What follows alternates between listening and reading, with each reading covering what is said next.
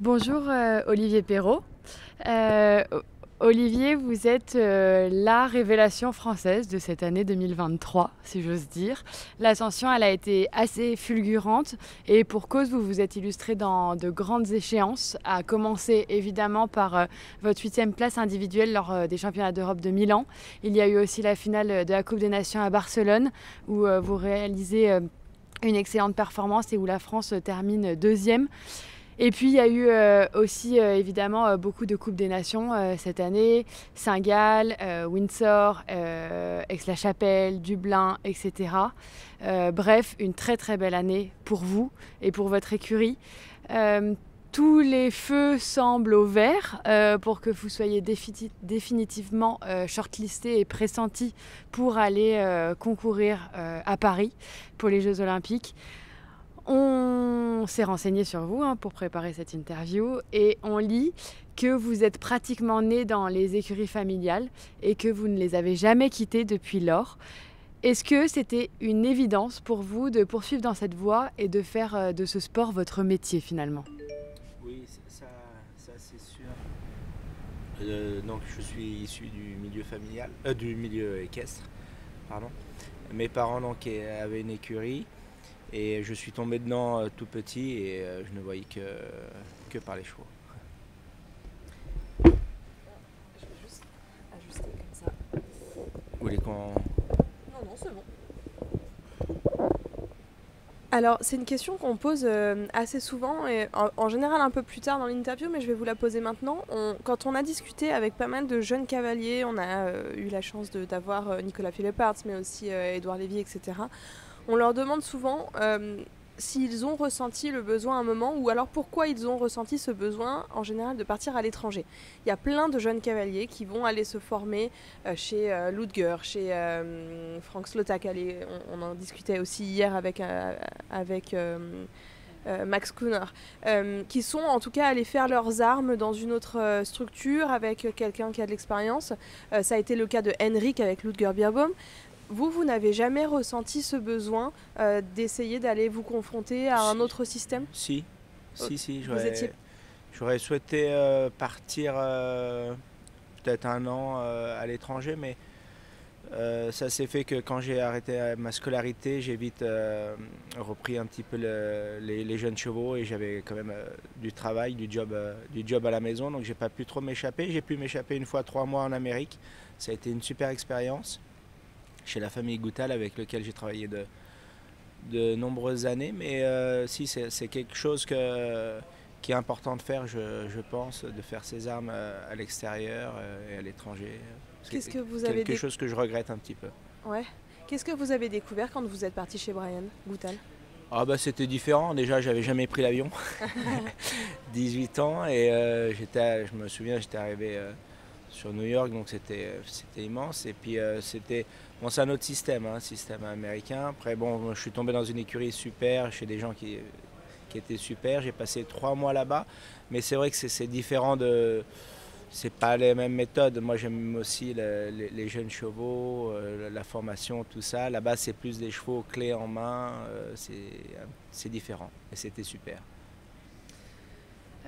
Nous, Olivier, pour vous resituer, on est de Bourg-en-Bresse, donc on est vraiment installé à côté de chez vous et vous faites du haut niveau depuis longtemps maintenant, mais je trouve qu'on vous connaît assez peu. Vous êtes quelqu'un d'assez discret, si je peux dire. Vous avez toujours évolué dans cette structure familiale, c'est ce qu'on vient de dire, mais est-ce qu'il y a eu des étapes particulières dans votre vie, des grandes étapes qui vous ont permis finalement d'arriver où vous en êtes aujourd'hui? Ouais, je pense que c'est les chevaux. Les chevaux, c'est sûr que grâce à Jill Evans, Vénitia d'Aiguille, elle m'a fait passer un cap. Et maintenant, avec Jill Evans, Doré d'Aiguille, un autre cap. C'est sûr. Je pense que les chevaux, c'est sûr que on a besoin de cracks chevaux pour venir dans ces concours. Là, j'ai regardé toutes les épreuves, tous les chevaux sautés. On a besoin de superstars pour sauter ces épreuves-là, c'est sûr. On va en reparler, hein, notamment de Doré. J'ai entendu pas plus tard qu'hier quelqu'un qui me disait c'est la meilleure jument au monde. Mais on va en reparler un tout petit peu plus tard. Est-ce qu'il y a des personnes qui ont marqué un peu votre trajectoire, avec lesquelles vous avez pu travailler ou qui vous ont vraiment influencé dans votre façon de construire à la fois votre système, votre carrière, mais aussi votre équitation? Alors je regarde beaucoup, je m'inspire de tous ceux qui me semblent bien. J'aime progresser, voilà, tous les jours. Je me remets quand même en question souvent, on va dire. Presque tous les jours, j'ai envie vraiment d'avancer tous les jours, que ce soit dans mon équitation, dans mon piquet de chevaux, dans mon fonctionnement à la maison. Ça peut même être des travaux. Enfin, j'ai toujours cette envie de développer et d'avancer. Et après, j'essaye de m'inspirer de ce qui me plaît, de ce qui marche, et puis de faire aussi à ma façon. Voilà. On a tous notre façon, mais j'essaye de piquer les bonnes idées à droite à gauche. Alors, qu'est-ce qui vous plaît et qu'est-ce qui marche? C'est quoi, s'il y avait par exemple quelques cavaliers là à citer ou quelques systèmes qui vous ont vraiment inspiré?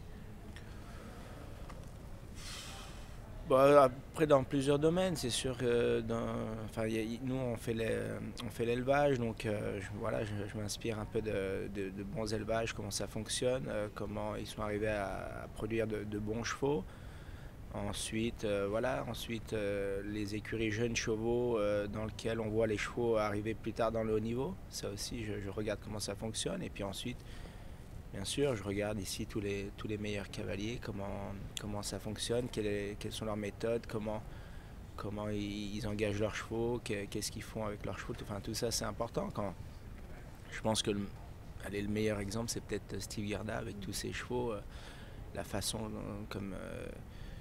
dont c'est géré, le plan qu'il fait avec ses chevaux à l'avance. J'aime bien de temps en temps discuter un peu avec, mais je me souviens de son programme avec Dynamix. Je pense que ça fait 1 an et demi qu'il savait exactement les concours qu'il devait faire.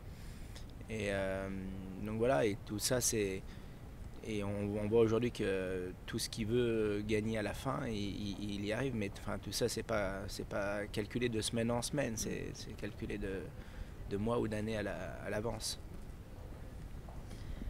Justement, vous avez parlé de l'élevage. Alors chez vous, il y a quand même 3 volets très différents et qui constituent votre système. L'élevage, le sport et le commerce de chevaux. Est-ce que vous pouvez nous parler un petit peu de votre système? Comment est-ce que c'est organisé chez vous à Roanne? Alors on a 2 sites. On a un site sur 40 hectares aux écuries, où on a à peu près 45 box pour les chevaux, 45-50 box pour les chevaux de compétition. Et ensuite, à 15 minutes de là, on a un site dédié à l'élevage sur 110 hectares, donc avec les stabulations, tout ça, où là, tous les poulains grandissent, avec les juments, sont situés là-bas. Donc vous avez des souches, on va en reparler, parce que je voudrais qu'on parle de vos souches, mais vous avez ces souches-là qui constituent votre élevage. Vous avez, je crois, une centaine de chevaux au total, ouais. Au cumul des 2 sites. Oui, facile, on navigue autour de 200 chevaux sur les 2 sites. Comment ça se passe entre le moment où ces poulains naissent et le moment où ils rejoignent vos écuries? Est-ce que vous avez une sorte de timeline? Ils vont arriver chez vous à 3 ans, commencer à faire du concours, ou est-ce que vous allez fonctionner différemment? Et aussi, est-ce que vous montez les jeunes chevaux? Est-ce que vous êtes accompagné? Oui, je monte des jeunes chevaux. Bon, là, un peu moins. Je pense ne pas en monter l'année prochaine, parce que je veux vraiment me développer encore le haut niveau. Puis il y a des objectifs importants, donc je pense que je ne vais pas avoir le temps de monter l'année prochaine. Mais bien sûr, ça me plaît de les monter, de les former. J'adore monter un très bon 5 ans. Je préfère monter un très bon 5 ans que de vouloir gagner une épreuve à 1m30 ou 35. Ensuite, je m'épaule de cavaliers pour travailler et sortir un petit peu les jeunes chevaux, mais sans pression, sans objectif vraiment de faire des champions à 4 ans, 5 ans ou 6 ans. C'est pas du tout l'objectif. L'objectif, c'est de faire naître ces poulains, de progressivement les faire grandir à leur vitesse. Ça, c'est très important, parce qu'il y a des chevaux plus précoces, moins précoces. Donc voilà, d'adapter tout ça, de travailler, leur donner des bonnes bases, ça c'est important, des bonnes bases, je pense, sur le plat et dans la tête, un bon mental. Et puis ensuite, voilà, c'est les chevaux qui nous guident un petit peu. Et alors vous disiez 45 à 50 box pour les chevaux de compétition, ça fait vraiment beaucoup de chevaux finalement. Ça va être des chevaux qui vont être à vendre, des chevaux de commerce. Après vous allez avoir, j'imagine, un piquet de chevaux un peu plus solides, avec notamment Venezia, avec Doré, qui sont les chevaux que vous souhaitez garder, qui ne sont pas commercialisés.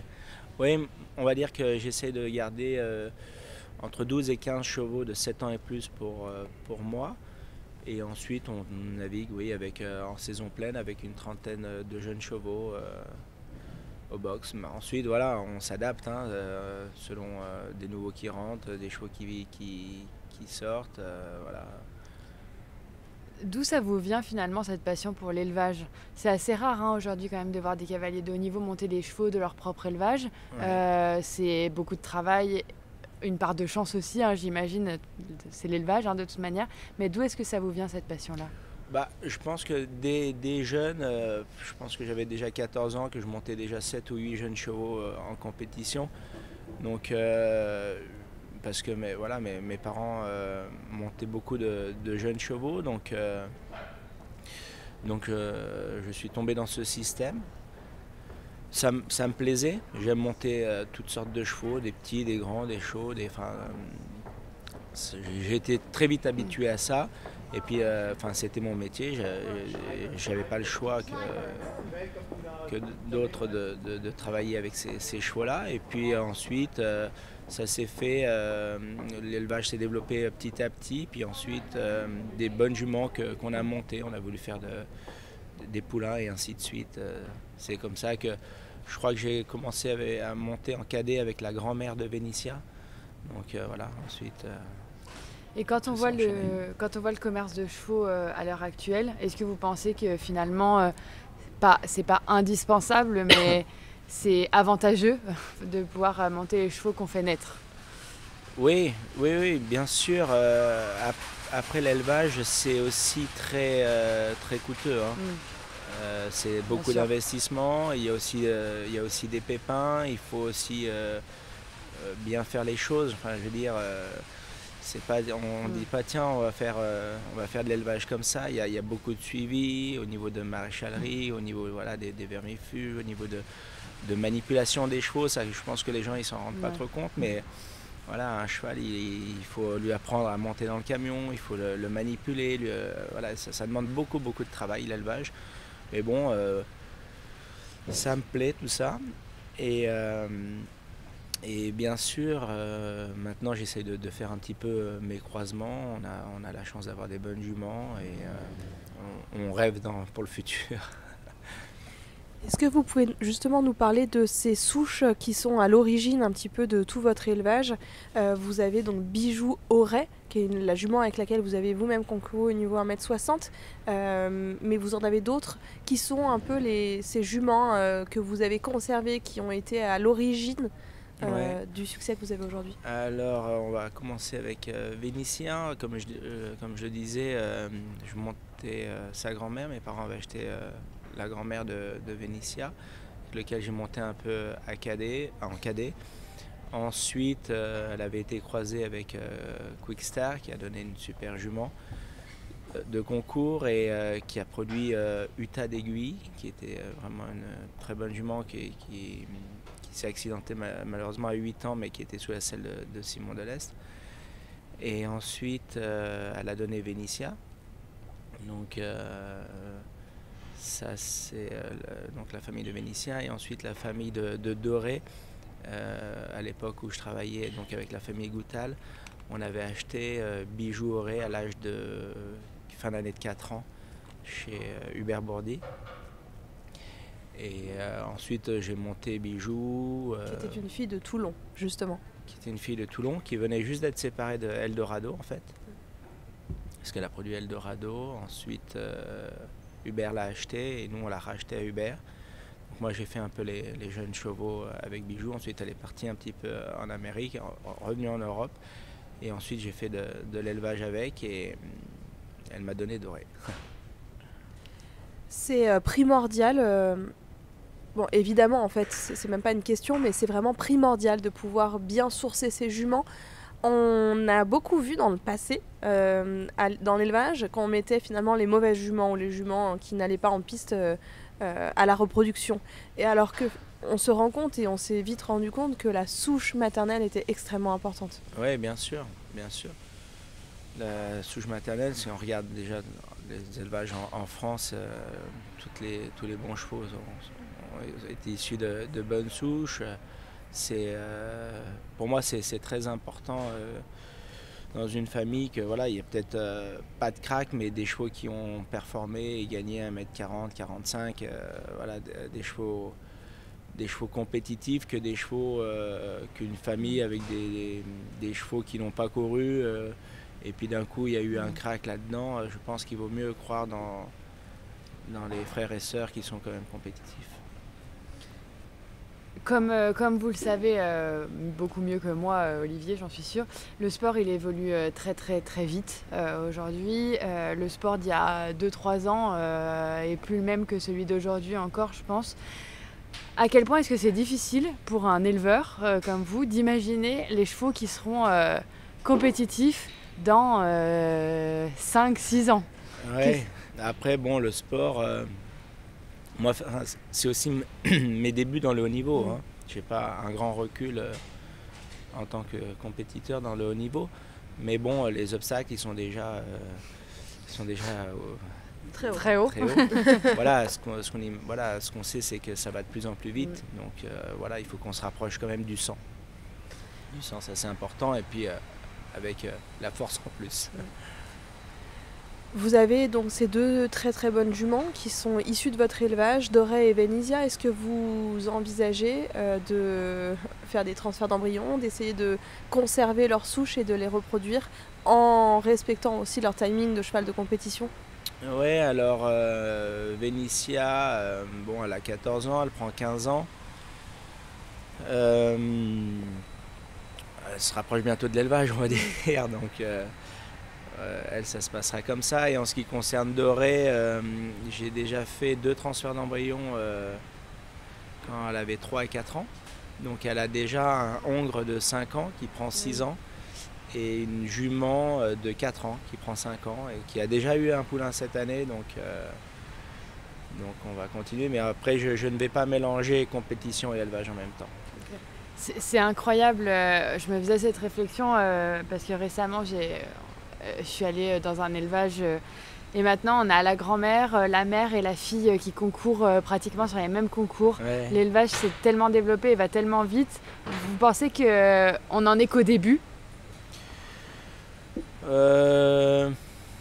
Ouais, après je pense qu'il faut faire attention aussi de pas une jument c'est bien une très bonne jument c'est bien si elle fait 2-3 poulains par an. Voilà, après une jument qui fait 15 poulains par an, ça je ne suis pas pour non plus. Je pense qu'il faut aussi qu'on avance.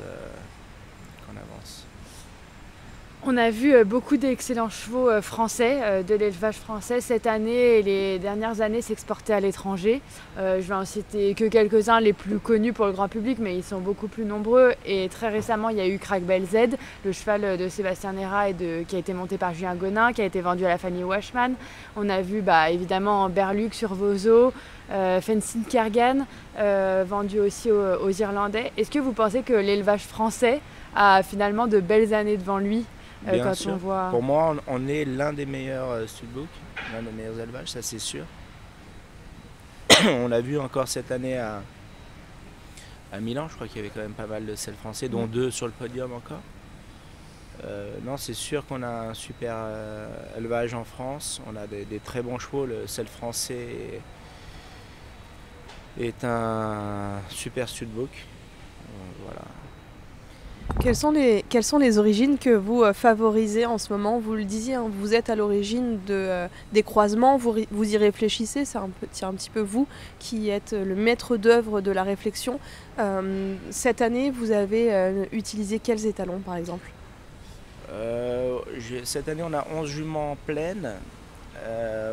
Bon, moi j'aime bien aller à diamant parce que pour moi ça a toujours été une valeur sûre et puis avec Vénitia et j'ai toujours été quand même assez content. Puis bon, il est quand même numéro 1 mondial.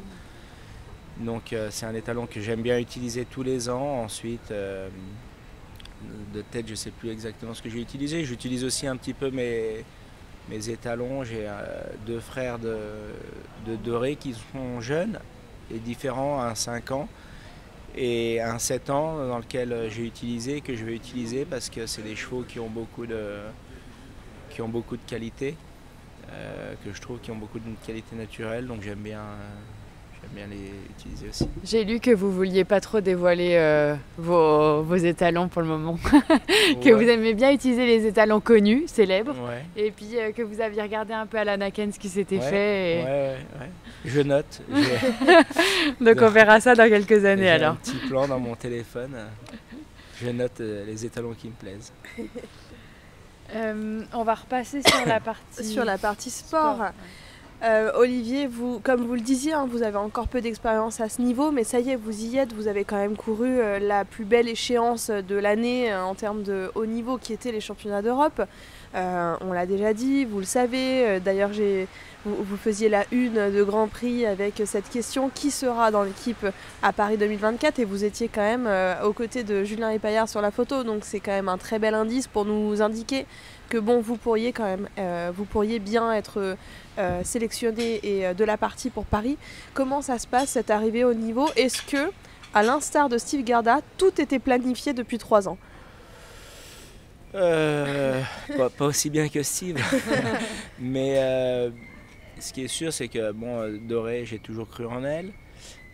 Ensuite, c'est vrai qu'à 8 ans, elle a quand même un petit peu confirmé qu'elle était bonne.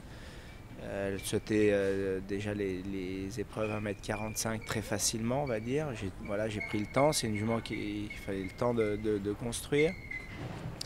À 9 ans, j'ai fait un petit peu des Coupes des Nations deuxième ligue et puis j'ai fini sur 2 Grands Prix 5 étoiles. Donc l'idée c'était vraiment à 10 ans de pouvoir rentrer déjà dans cette première ligue où j'ai pu rapidement rentrer avec Saint-Gall, je crois que c'était au mois de mai, donc début mai, rapidement là-dedans. Et puis j'ai essayé de tenir le coup dans ces CSIO, de m'accrocher au wagon. Donc c'est vrai que j'ai fait une saison avec beaucoup de CSIO parce que pour moi c'était important pour la jument, pour moi, pour prendre l'expérience et puis essayer de faire au mieux, ce qui nous a mené au championnat. Donc ça c'était super. Aussi un peu de chance que le 5e puisse courir les championnats cette année, parce que sans ça j'aurais jamais pu aussi participer avec Doré. Et ensuite on a enchaîné sur la finale des Coupes des Nations, donc tout s'est bien enchaîné, on va dire.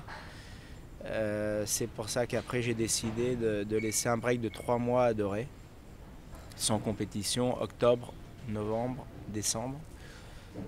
Parce qu'on va dire que la saison de 9 à 10, elle n'a pas eu de break. Avec l'hiver aussi, on a quand même beaucoup travaillé pour arriver assez près en début de saison. Donc là, on a décidé de donner un break de 3 mois et elle va redémarrer début janvier en compétition. Et alors Olivier, comment s'est passée cette arrivée dans l'équipe de France? Parce que ce que vous dites, c'est que vous avez fait beaucoup de CSIO pour prendre de l'expérience. Finalement, c'est ce qu'on a dit aussi au début, l'ascension elle a été fulgurante, vous aviez assez peu été dans cette équipe de France. Comment ça se passe? Est-ce que vous avez facilement trouvé votre place? Oui, très bien. Déjà, j'adore ces compétitions. Ouais. Ça me motive vraiment. Je préfère faire un CSIO qu'un concours, on va dire, seul. Vous êtes un cavalier d'équipe. Oui, j'adore ça. Ouais. J'adore ça et je trouve que cette pression de championnat ou à Barcelone, tout ça, ça me motive beaucoup et j'aime bien. Et puis j'ai la chance d'avoir Doré avec ce potentiel-là, donc c'est sûr que je veux continuer avec cette idée-là. Quel va être le planning de maintenant? On est encore en plein break de Doré, mais vous êtes ici avec d'autres chevaux pour cette compétition à Genève. Quel va être votre planning jusqu'à Paris? Comment est-ce que vous allez essayer de capitaliser au maximum sur les compétitions pour prendre encore de l'expérience à haut niveau sans pour autant brûler vos cartouches et épuiser les chevaux avant Paris. Ouais, je pense que Doré, elle a fait donc ses preuves l'année dernière, enfin cette année. Donc après son break, alors, je vais l'emmener à Oliva pendant 3 semaines et là on va redémarrer gentiment, qu'elle se remette en jambes sur un 2 étoiles et 3 étoiles. Et ensuite je pense continuer ce circuit Coupe des Nations. Donc la première étape à Abu Dhabi début février, ça va être le premier objectif. Ensuite normalement le deuxième objectif ce sera fin mars. Le deuxième, c'est SEO à Ocala, puis ensuite on sera vite à Fontainebleau au mois d'avril. Et ça va être, voilà, l'année dernière c'était beaucoup de terrain sur herbe, là cette année ça va être pas mal de terrain sur sable. Donc Fontainebleau, le test event, la compétition organisée par GL Events qui sera en fait à l'origine de toute la finalisation des compétitions de Paris 2024. Ouais.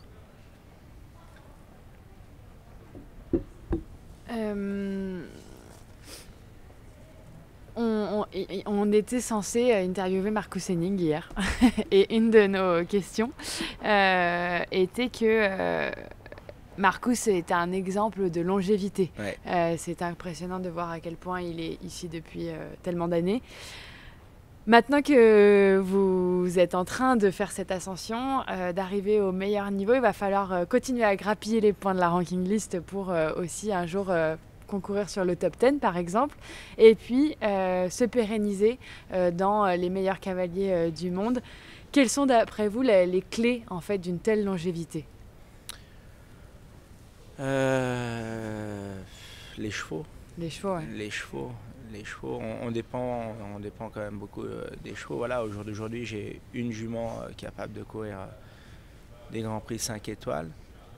Et ça va être mon prochain objectif, ça sera de construire plusieurs chevaux de 5 étoiles pour les Grands Prix. Est-ce que vous pensez que vous les avez déjà quelque part entre les prés et les écuries ? Ouais. Ça c'est sûr. C'est sûr. Après, voilà, lequel le fera, on verra. J'ai des idées, mais bon, il faut rêver, et ça c'est sûr. Mais bien sûr qu'il y a des chevaux de haut niveau qui sont aux écuries pour le futur. Voilà, mais après, il va falloir être patient, laisser du temps, et puis ils viendront progressivement. Vous vous réjouissez de cette année qui arrive, qui va avoir, j'imagine, une saveur assez particulière pour vous, entre déjà l'organisation de Fontainebleau, ce test event organisé par votre partenaire, et puis évidemment Paris 2024, organisé aussi par votre partenaire GL Events. Ouais, bien sûr. C'est motivant. C'est motivant, c'est aussi une des raisons qui me motive aussi, c'est que voilà, c'est Sylvie et toute son équipe, ils se sont battus énormément ils se battent énormément pour les cavaliers, pour offrir des concours vraiment fantastiques. Quand je vois tout le travail que ça leur demande, tout ça, c'est vrai que ça me motive encore plus pour essayer de faire briller leurs couleurs un maximum. Alors justement, j'aimerais qu'on parle de votre partenaire, de votre collaboration plutôt avec GL Events. En 2018, l'équipe de Sylvie Robert vous offrait la possibilité de courir votre premier 5 étoiles à Lyon. Ce fut le cas aussi pour Mégane Moissonnier, ce fut le cas aussi pour Antoine Herman. Donc une vraie volonté aussi de donner leur chance à des cavaliers qui arrivent à ce niveau-là. Et puis 2019, vous annonciez une collaboration sur le long terme, en vue bien sûr de Paris 2024. Comment ça se passe ? Comment ça s'est orchestré ? Sur quoi est-ce que vous pouvez compter de la part de GL Events pour vous accompagner dans votre carrière ? Oui, Sylvie, comme je disais, donc elle fait beaucoup pour tous les cavaliers. Et bon, c'est vrai qu'elle fait un peu plus pour les cavaliers de la région Rhône-Alpes, on va dire. Parce que voilà, c'est sa région, et elle nous aide beaucoup. Nous, ça a commencé avec déjà le Grand National, les équipes du Grand National, et puis ensuite la possibilité aussi de monter à Lyon, de monter au Sceaux Hermès. Ça a été une grande chance pour moi. En mars 2019, c'est elle qui m'a poussé à venir, on va dire, qui m'a offert la possibilité de monter, Et même moi, je n'osais même pas venir. Je pensais même pas avoir ma place pour venir au concours. Et j'ai gagné avec Vénitia le saut Hermès le samedi. Donc ça a été fantastique. Mais c'est vrai que elle m'a un peu poussé à croire en moi presque. Et puis en me disant, voilà, allez, go, faut y aller. Et c'est vrai que ça a été une chance vraiment en 2019. Et puis ensuite, voilà, ils sont devenus partenaires en 2019 avec l'objectif, voilà, sur le long terme, en vue des grandes échéances. Et puis tout avance dans le bon sens. Donc c'est génial et surtout on a la chance d'avoir Doré qui arrive et prend le relais, on va dire, de Vénitia. Et ça, c'est fantastique de pouvoir compter sur une jument comme ça.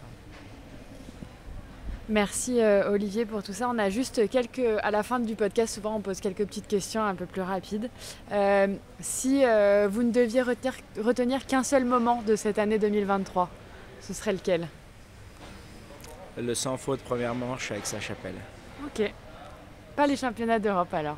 Moi j'étais plus impressionné par Aix-la-Chapelle que pour les championnats d'Europe. Et alors qu'est-ce qu'on ressent quand on est au milieu de l'arène à Aix-la-Chapelle? Il y a un stade qui est rempli. Je pense pas qu'on puisse se rendre compte si on n'est jamais allé parce que c'est assez impressionnant, mais le stade est plein à craquer et on est sans faute. À quoi on pense et qu'est-ce qu'on ressent? Déjà c'est une semaine qui est longue.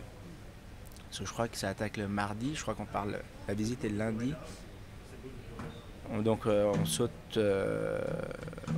tous les jours et dès le mercredi, le premier Grand Prix, déjà, il est déjà impressionnant.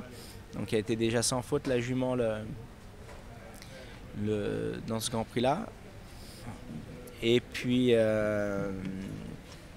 j'ai réussi à me qualifier donc, pour le Grand Prix de justesse. Et donc c'est vrai que j'imaginais début de semaine, j'imaginais toujours pas trop le Grand Prix. Et c'est vrai qu'une fois la qualification, je me suis un petit peu plongé dans mon Grand Prix et je partais en numéro 1. Donc on peut reconnaître l'épreuve tôt le matin vers 9-10 heures et c'était vraiment haut avec des distances compliquées. Et ensuite on remarche le Grand Prix juste avant. Il y avait un choix de foulée sur cette dernière ligne. Il y avait un vertical suivi de, je crois, 22,50 m à Auxerre, mais on venait de sauter le triple avant et puis on galope beaucoup. Et il y avait vraiment un choix de foulées 4 ou 5 et c'était vraiment compliqué pour moi de penser faire 5 foulées. Et je me revois sauter le vertical et au-dessus du vertical, je vois tout de suite mes 4 foulées et je m'en saute l'Auxerre. Saute l'Auxerre sans faute et ça a été vraiment pour moi un des meilleurs moments. Merci beaucoup Olivier. Merci. Et puis on vous souhaite un bon fin de concours ici au CHU de Genève. Merci. Merci Olivier. Merci.